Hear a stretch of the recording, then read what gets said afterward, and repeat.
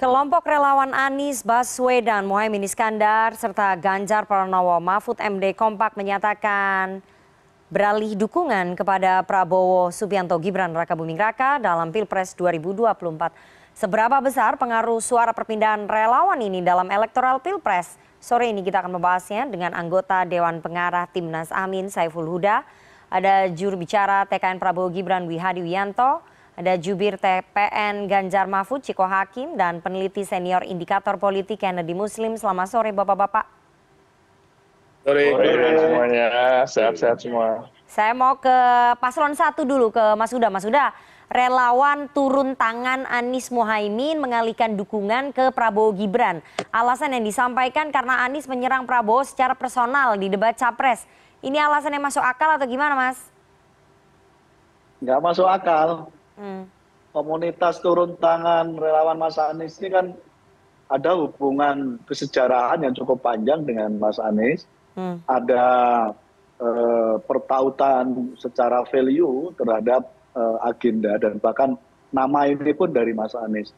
Kami sedang mengidentifikasi memang siapa nama dan siapa yang bersangkutan.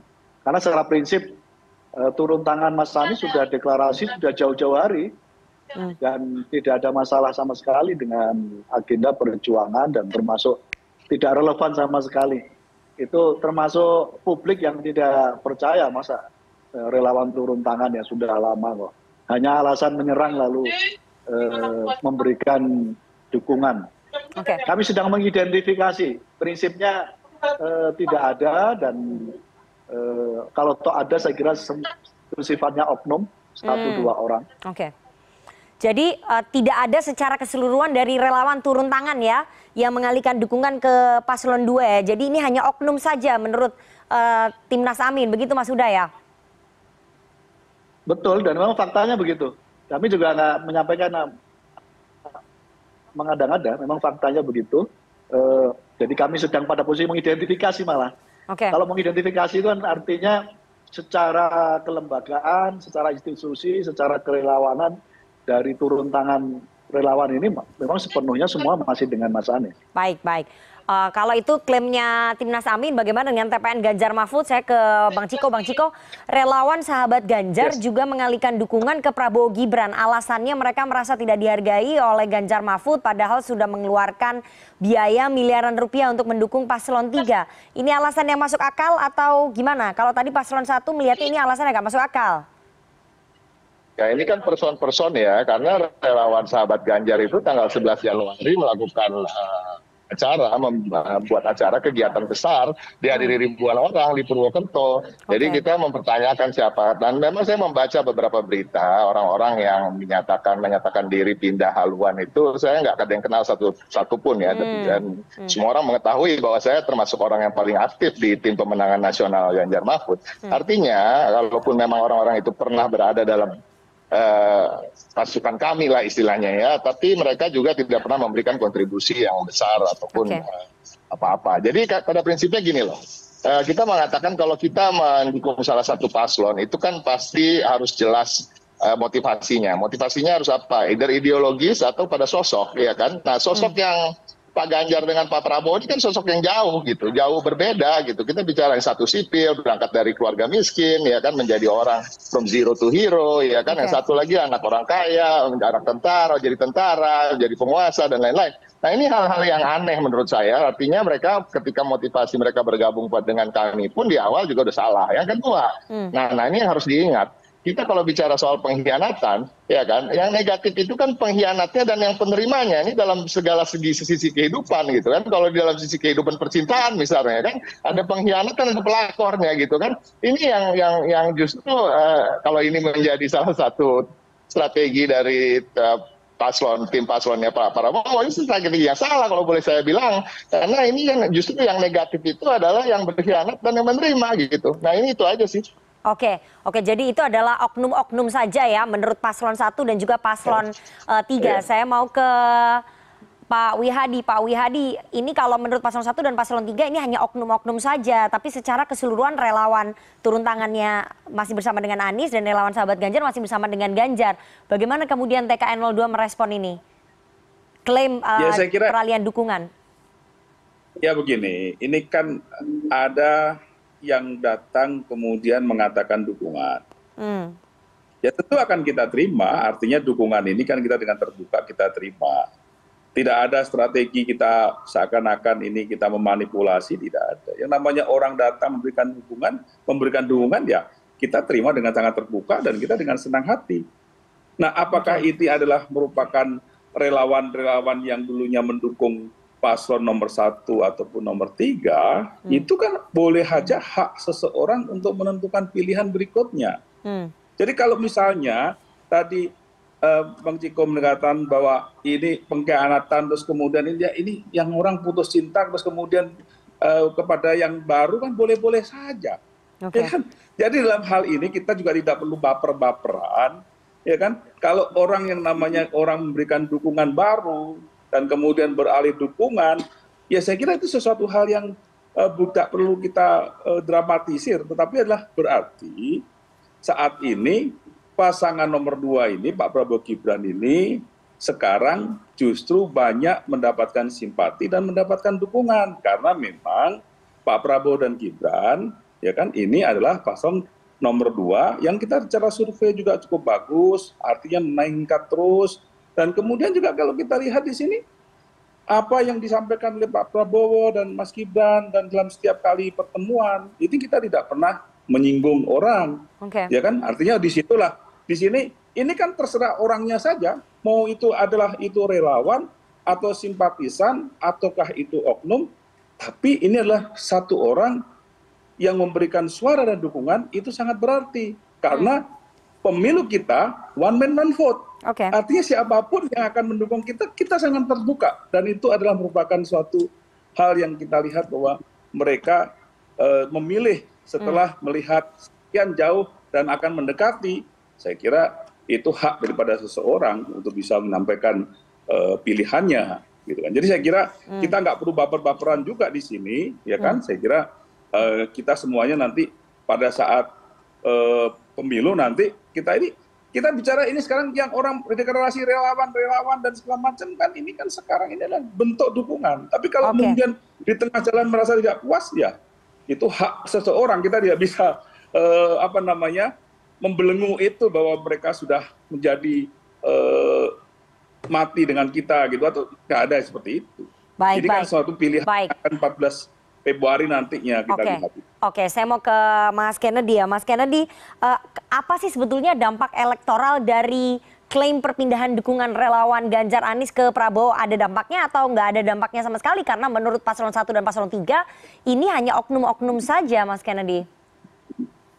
Ya, Rifana, saya ingin membaca situasinya dari konstelasi elektoral posisi masing-masing calon saat ini ya. Kalau kita lihat dari berbagai survei kredibel belakangan ini kan kita sudah dapat pola yang mencapai titik equilibrium ya dari kompetisi elektoral saat ini, di mana Pak Prabowo itu sudah cukup stabil, angka dukungannya di kisaran 45 hingga 47%. Kemudian ada di posisi kedua dan ketiga itu kan ada paslon 1 dan paslon 3 ini saling kejar-kejaran ya kalau di berbagai survei belakangan ini. Tapi itu sudah mencapai titik equilibrium gitu loh. Jadi meskipun di survei terakhir kami, survei terakhir indikator, ada peningkatan sekitar 2% di paslon nomor urut 1, sehingga Pak Anies sendiri sudah melewati suara Pak Ganjar gitu. Oke. Meskipun masih rentang margin of error. Jadi ya. kita membaca situasi belakangan, dinamika belakangan ini, kalau saya lihat ini bagian dari strategi mencari momentum baru gitu untuk keluar dari equilibrium ini. Bagi paslon nomor urut 2 tentu saja objektifnya adalah memenangkan pemilu satu putaran, bagaimana bisa melampaui angka 50% plus 1. Sedangkan bagi paslon nomor urut 1 dan 3 itu tentu objektifnya bagaimana menghalangi momentum dari paslon nomor urut 2 untuk mencapai pemilu satu putaran gitu. Betul. Jadi tapi paslon nomor urut 1 dan paslon nomor urut 3 meskipun punya common goal untuk menghadang paslon nomor urut 2 mencapai pemilu satu putaran, tapi pada saat bersamaan mereka juga berkompetisi siapa yang akan masuk ke putaran kedua nantinya gitu loh.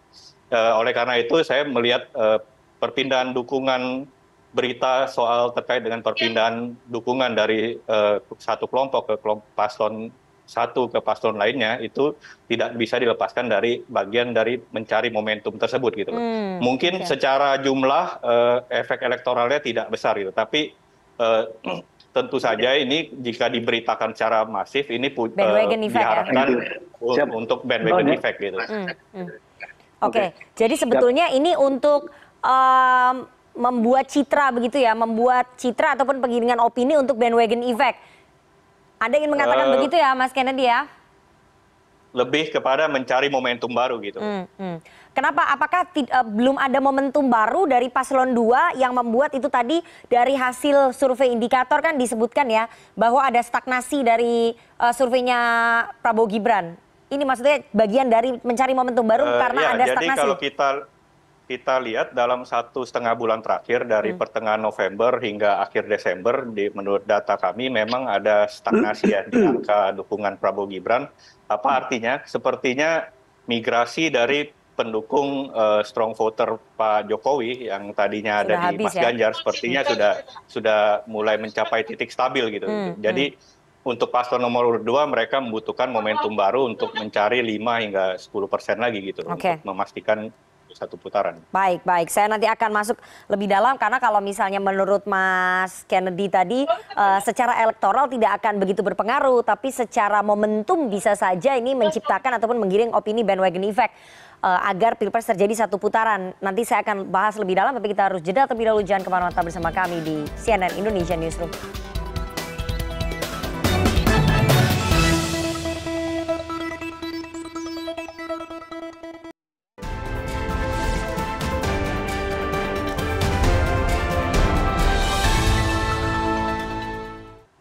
Terima kasih Anda masih bersama kami di CNN Indonesia Newsroom dan kita akan lanjutkan perbincangan kita.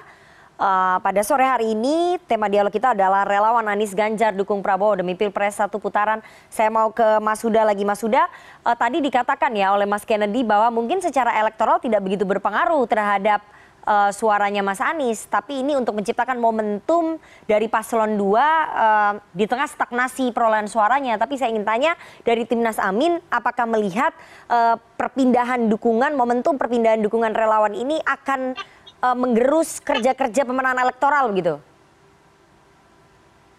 Ya, mengganggu nggak Mas? Mengganggu nggak? Itu saya kira nggak ganggu. Oke.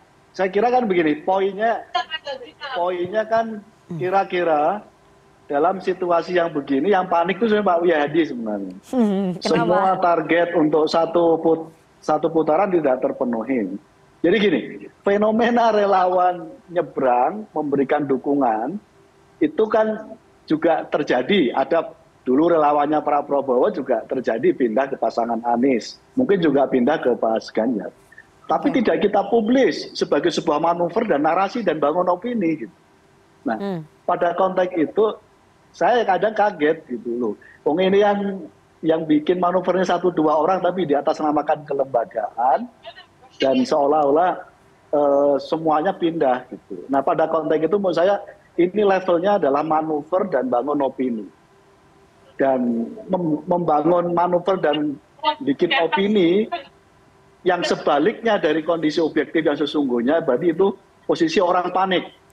Karena tidak mencapai target yang kira-kira kenaikannya mentok. Saya kira nggak nyampe ke ini Pak Kennedy, nggak nyampe 45. Sampai 45. Paling tinggi 43 paling tinggi, bahkan bisa di 40. Nah, saya kira ada suasana begitu dan kami tidak mengkapitalisasi relawan Pak Prabowo yang pindah ke kami. Nah, kalau ada yang mengkapitalisasi 1-2 orang yang seolah-olah mewakili kelembagaan, berarti ada suasana kepanikan. Kira-kira begitu. Jadi ada manuver untuk membentuk opini di tengah suasana kepanikan, itu menurut Timnas Amin ya. Tapi saya mau ke Bang Ciko. Tapi perpindahan dukungan relawan ini mengganggu nggak psikologis pendukungnya Ganjar? Karena kan ini adalah manuver untuk menciptakan momentum tadi yang dibilang oleh Mas Kennedy ya. Sama sekali enggak, karena itu yang tadi saya sampaikan, person-person yang disebut namanya di berbagai media, tidak satu pun yang saya kenal. bahkan pernah ketemu di acara-acara besar TPN. Nah itu satu. Yang kedua tadi, kalau bicara soal stagnasi tadi, saya cenderung kurang setuju. Bahkan saya melihat ada penurunan. Kita melihat dari debat kemarin Pak Prabowo ini agak drop kan ini. Jadi saya percaya betul ini pujian loh Pak Wihadi ini ya. The next apa yang akan saya sampaikan berikutnya adalah pujian. Oke. Everything is by design di kubu paslon 2 karena mereka, saya selalu bilang mereka have the best strategi communication dan tim profesional money can buy gitu. Mereka punya yang the best itu. Jadi semua adalah by design. Tapi kekurangannya kalau semuanya by design, jadi semuanya itu terlalu terlihat. Ketika Pak Prabowo setelah debat itu terlihat terpuruk ya, jujur aja semua di dalam sentimen media sosial maupun masyarakat juga tahu bahwa yang kalah Pak Prabowo di debat itu ada semacam gerakan-gerakan yang seragam gitu. Ada satu penyebutan nama Pak Jokowi berulang-ulang. Setiap juru bicara yang muncul di televisi itu mengedepankan soal Jokowi dan lain-lain, bukan Pak Prabowo. Dan juga ini ada satu gerakan lagi yang seakan-akan ada perpindahan relawan-relawan. Itu nggak apa-apa, itu strategi gitu. Jadi nggak baper nih Pak Wihadi sebenarnya. Tapi terlalu terbaca gitu karena terlalu tertib strateginya. Tapi bagi kami itu sama sekali tidak berefek dan sayangnya memang itu tadi, sayangnya bagi kubu paslon 2, orang-orang yang pindah inilah orang-orang yang tidak dikenal, artinya bukan tidak dikenal karena kita sombong ya, tidak dikenal itu biasanya kalau dalam tim ini kan artinya mereka minim dalam kontribusi gitu dan lain-lain. Baik.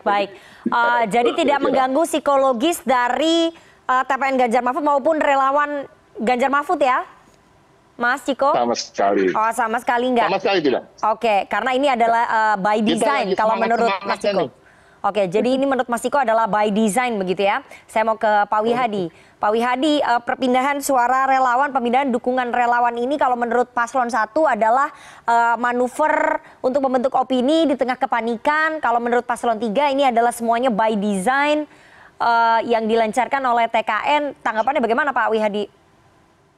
Saya justru bingung kalau ini kita bicara mengenai by design, yang mendesain siapa? Itu mendadak datang saja ke media center kemudian menyatakan dukungan dan kita semuanya tahu itu gitu kan. Jadi saya kira begini, kalau dibilang panik sih kita bukan yang panik itu yang sekarang sudah mau mikir untuk koalisi putaran kedua, itu yang lebih panik dibandingin kita. Kalau kita kan tinggal daripada kita lihat di sini perkembangannya tidak hanya kepada masalah relawan, tetapi bagaimana sekarang rakyat itu memberikan dukungan. Relawan sangat penting, tetapi dalam hal ini dukungan kepada rakyat itu juga kita jalankan. Dan saya kira yang namanya kader-kader kami juga sudah bergerak dan bagaimana sambutan masyarakat, bagaimana Pak Prabowo pada saat kunjungan-kunjungan, itu kita bisa melihat semua. Dan kalau kita melihat kita bisa kepanikan di mana? Bahkan ada salah satu band yang di Bali nggak mau manggung karena yang datang pada meneriakan nama Pak Prabowo lah, itu kan lebih panik lagi dibandingkan kita.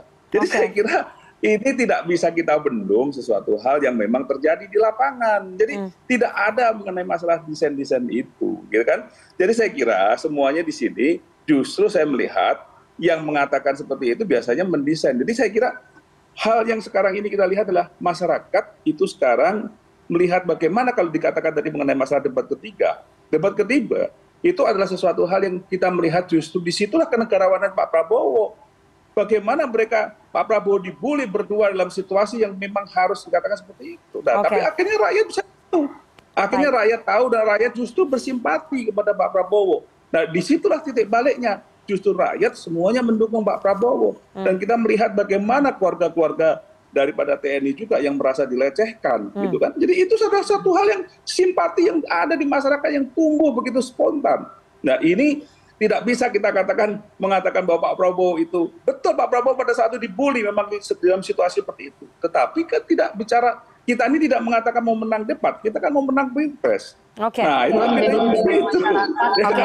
Nah jadi saya kira kita semuanya di sini yang sisa 30 hari ini adalah sisa di mana bagaimana kita ingin menginginkan masyarakat itu, rakyat itu memilih yang benar. Ya kan, tanpa ada suatu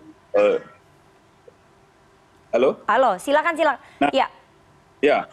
Jadi saya melihat bahwa tanpa ada intimidasi, tanpa ada sesuatu hal yang membuat masyarakat itu terpengaruh oleh hal-hal yang isu-isu yang tidak benar begitu kan. Jadi saya kira ini semuanya nanti kita lihat pada saat 14 Januari nanti. Disitulah rakyat menentukan. Kalau 3-4% saya kira dalam hal ini kita merasa bahwa masyarakat tentunya apa yang dikatakan pemilih Pak Jokowi yang katanya stagnasi, ini sebenarnya bukan hanya pemilih Pak Jokowi, tapi rakyat semuanya melihat bahwa ada yang sudah kita lihat mereka itu melihat bahwa Pak Prabowo ada seorang negarawan. Baik. Itu yang diklaim oleh tim TKN 02 ya, tapi saya mau ke Mas Kennedy terakhir. Sebagai penutup, Mas Kennedy, seberapa besar sebetulnya pengaruh soal perpindahan dukungan ini ya terhadap Pilpres satu putaran begitu? Ya, kalau kita lihat, saya sih akan mencermati 3 faktor ya ke depannya ya. Satu, tentu faktor terkait dengan nanti debat capres kan, debat capres-cawapres masih akan berlangsung 2 kali gitu. Baik.